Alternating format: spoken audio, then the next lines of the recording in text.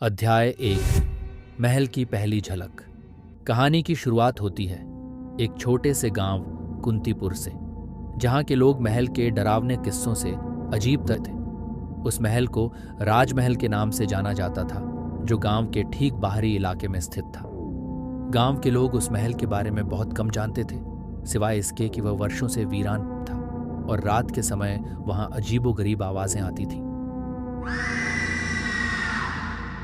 कोई भी व्यक्ति उस महल के पास रात में जाने की हिम्मत नहीं करता था। अध्याय 2। अजनबी का आगमन। एक दिन गांव में एक अजनबी का आगमन हुआ। उसका नाम था अदिति। अदिति एक इतिहासकार थी और प्राचीन महलों और किलों के रहस्यों को जानने का उसे बहुत शौक था। उसने राजमहल के बारे में सुना और उसने तय किया कि वह इस महल की पूरी सच्चाई पता करेगी। गांव के मुखिया ने अदिति को समझाया, यह महल बहुत पुराना और डरावना है। वहां जाने वाले लोग कभी वापस नहीं आते। वहां भूत प्रेतों का वास है।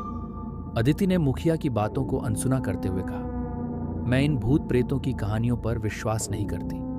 मैं सिर्फ महल की वास्तुकला और इतिहास जानने आई हूं। अध्याय 3। महल के अंदर अदिति ने अपने साथ कुछ जरूरी सामान लिया और महल की ओर चल पड़ी। जब वह महल के पास पहुंची तो उसे महल की भव्यता और सुंदरता ने मंत्रमुग्ध कर दिया। महल की दीवारों पर की गई नक्काशी और सुंदर चित्रकारी देखते ही बनती थी। महल के मुख्य द्वार को अदिति ने धक्का दिया और वह खुल गया। अंदर घुसते ही अदिति को एक अजीब सी ठंडक महसूस हुई। उसने देखा कि महल के अंदर चारों ओर धूल और जाले थे। ऐसा प्रतीत हो रहा था जैसे वर्षों से यहां कोई नहीं आया हो। अध्याय 4। अजीबोगरीब घटनाएं। महल के अंदर घुसते ही अदिति ने अपने कैमरे से तस्वीरें लेना शुरू किया। अचानक उसे एक अजीब सी आवाज सुनाई दी। वह आवाज किसी के रोने की तरह थी। अदिति ने सोचा कि शायद ये उसकी कल्पना मात्र है, लेकिन आवाज लगातार तेज होती जा रही थी।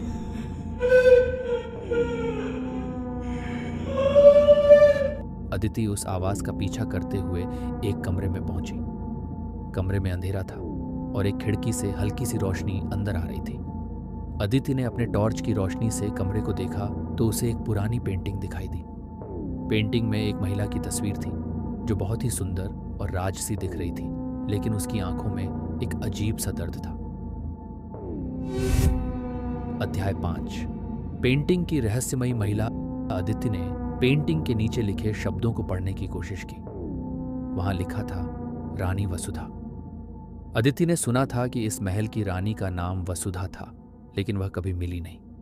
कहा जाता था कि रानी वसुधा ने आत्महत्या कर ली थी और उसके बाद से महल में उसकी आत्मा भटक रही है। अदिति ने पेंटिंग को ध्यान से देखा और उसे लगा कि पेंटिंग की आंखें उसे घूर रही हैं। उसने सोचा कि यह सिर्फ उसकी मानसिकता का खेल है। उसने पेंटिंग के बारे में और जानने की ठानी और महल की ओर और आगे बढ़ गई। अध्याय 6। गुप्त कक्ष का रहस्य। महल के अंदर चलते चलते अदिति को एक गुप्त दरवाजा दिखाई दिया। उसने दरवाजे को खोला तो उसके पीछे एक सीढ़ी दिखी जो नीचे तहखाने की ओर जा रही थी। अदिति ने हिम्मत जुटाकर नीचे जाने का फैसला किया। तहखाने में पहुंचकर अदिति को एक बड़ा सा कमरा दिखाई दिया। कमरे के बीचों बीच एक पुरानी तिजोरी रखी थी। अदिति ने तिजोरी को खोला तो उसमें कुछ पुराने दस्तावेज और एक डायरी मिली। अध्याय 7। डायरी का खुलासा। अदिति ने डायरी को पढ़ना शुरू किया। यह डायरी रानी वसुधा की थी।